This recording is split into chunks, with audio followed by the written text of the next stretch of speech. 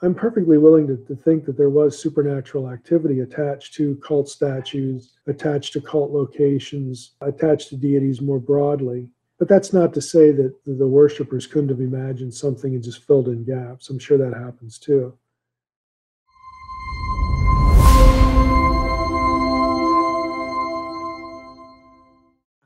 I know some wonder this. Do you think the gods really did become one with the idol? Or it is the case that this was what people thought that happened? But the rebel Elohim did not really do this. Well, I tend to think that there would have been some indication of divine presence, at various occasions in pagan contexts. In other words, I don't think it was all priestly propaganda. And you could say, well, even a broken clock is right twice a day, so the priests are going to be right about this prediction or that prediction, or this point of divination or that point of divination. I don't think it was all random like that. I do think there was again supernatural activity going on to counterfeit other claims of other deities, especially Israelites, since we're talking about the biblical material. I think Yahweh did have competition from deities doing this or that for their worshipers. That's not to say that we could portray it that way all the time. Sure, I'm willing to think that sometimes it was the imagination of the worshiper, thinking that the deity was doing this or that when that wasn't happening at all. But I'm not willing to say that the alternative isn't the case either. Whether the gods really became one with the object.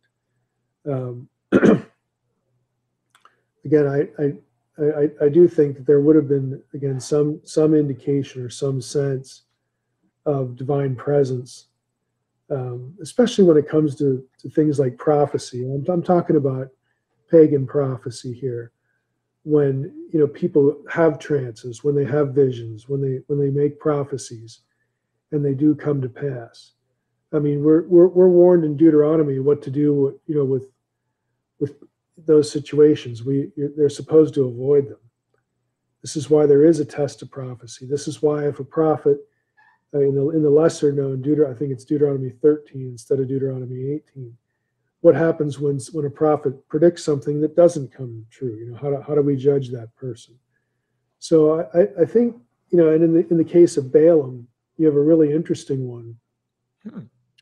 Because he was sort of outside the orbit of regular Yahweh worship, but yet he recognized Yahweh. And he knew Yahweh was going to be in control of his mouth. It didn't stop him from betraying Israel later on and being judged, losing his life for that. But Balaam was a figure that's known from external texts, as a prophet outside Israel who actually could do things. I mean, he had this reputation in texts, outside the Hebrew Bible. So I'm perfectly willing to think that there was supernatural activity attached to cult statues, attached to cult locations, attached to deities more broadly. But that's not to say that, the worshipers couldn't have imagined something and just filled in gaps. I'm sure that happens too. Yeah, and also, why would be so bad if there wasn't any real danger? Yeah, Right. Why issue commands against it if there was actually nothing happening here? yeah. The same with talking with the dead or doing magic. A lot of the vocabulary, especially for divination, and if not the vocabulary, certainly the practice, there's a lot of overlap between the kinds of things that the Old Testament describes and you'll get in pagan divination contexts.